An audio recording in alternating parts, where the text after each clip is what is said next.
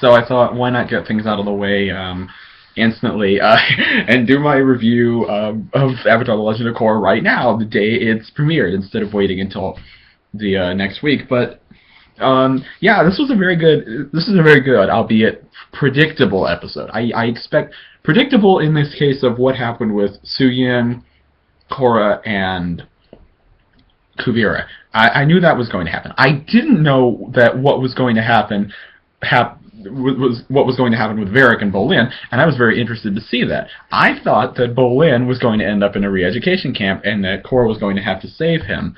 And I thought Varric was actually going to finish. Well, he did finish the spirit line, but I thought it was going to be over the course of more episodes. But it looks like that was sort of sped up, and as you know, if you watch this, don't watch this review unless you've seen the episode. But if you've watched the episode, Varric and Bolin both got out, albeit after completing the Vine, which has been turned into sort of a nuclear bomb. And at the end of it, I'm interested to see how Batar Jr. is going to replicate the Vine and possibly make this new nuclear bomb, which would give the Earth Empire a decisive edge over all of the other kingdoms. Not just in terms of population, because the Earth Empire is obviously going to have a huge population when compared to the other nations, but also in terms of technology. Kuvira is very big on technology. She's very big on scientific advancements, and now that she has Zhao Fu in her clutches, that could even be sped up even more for her to possibly invade the rest of the nations. And that brings me to my main theme here, is that even though this episode was predictable, I knew that Suyin and her sons would probably get captured or get defeated or something like that, and they were. And I knew Korra would probably have to fight Kuvira this to stop her from attacking Zhao Fu, and I knew that she was probably going to lose, or at least beat Kuvira into a standstill. So I was able to predict that. But the thing is, now that we've gotten through the part that's predictable, I don't know what's going to happen next. I really don't. Anything could happen. Kuvira could, Batar Jr. could finish the Spirit Root, and Kuvira could use it as a weapon against the other nations in Republic City. Or she could stay where she is, or who knows what she's going to do. I really don't know. And that's what makes it so great, is we're waiting to see what's going to happen, and it's left in a kind of suspense here. So yeah, if you've seen this episode, you know there are just two stories here, like there's been in previous episodes, and that, as I said, is basically just the fight between Korra and Kuvira, and Varric and Bolin's little antics. Most of the comedy comes from Varric and Bolin, or from Iki and Milo. But actually, it was a little bit distracting sometimes. That's my only nitpick, is that we'd be in the middle of the fight with Korra and Kuvira, and then they cut to Varric and Bolin, and I go, no, I want to see Korra and Kuvira fight. But they built it up really, really big. And while it wasn't one of the better fights of the show, it was a decent, and it was a pretty good fight. Just a couple of things. Okay, it's funny that the Earth Empire. Why do empires always have to have like stormtrooper-looking soldiers? that's just I don't know. I like it, so it doesn't bother me. It's just kind of funny that the soldiers always have to look like the stormtroopers.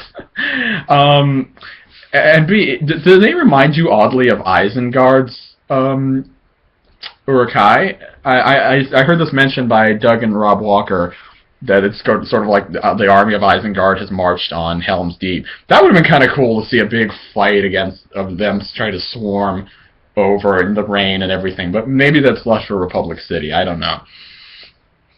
But it was, yeah, I just kind of noticed that, and they're even holding the same banners. That's pretty cool. But anyway, the fight between Korra and Kuvira was a pretty decent fight. You notice how, if you notice their bending styles, they're very different. Kuvira moves kind of like a boxer. At least I'm guessing kind of like a boxer. Correct me please if I'm wrong on this, but she moves it kind of reminds me of a boxer. She's sort of staying in this stance and sort of dancing around and moving supplely, but also using a lot of power at the same time. Korra, her fighting style is more based on brute strength and force. You know, we've seen this before. When she airbends, she really punches. When she firebends, she really attacks. She really just uses all out, you know, sort of a style that's supposed to just pummel her opponent, while Kuvira sort of dances around and and uses kind of a strategic mode of fighting. Um, so yeah, Korra, we see here in this episode, isn't quite up to her physical state. I'm not sure if Korra in previous seasons could have beaten Kuvira or not. What do you think? Season 1, probably not. She probably would have tried, but gotten her ass kicked. She would have tried, but yeah. Season 2 or 3, maybe. Maybe. I don't really know. She's fought, you know, enemies that are just as strong as Kuvira, or at least had different powers than Kuvira. So I don't know, but she's still kind of weak. Although she tries really hard, but she was really kind of outmaneuvered a lot by Kuvira, who used her metal things very, very effectively. I was surprised Korra didn't try to metal bend at any point. But she's probably out of practice. Actually, she's way out of practice, which is why she's just not very good in this one, in this fight. When she does go into the Avatar state, and she almost defeats Kuvira. That's actually the only time she gets a hit onto Kuvira. She actually manages to hit Kuvira. Because all through the fight, Kuvira is just pummeling her and pummeling her and pummeling her. And then when she goes into the Avatar state, she's about to kill Kuvira. I was surprised at that. But, you know, Avatar state, she can't entirely control it.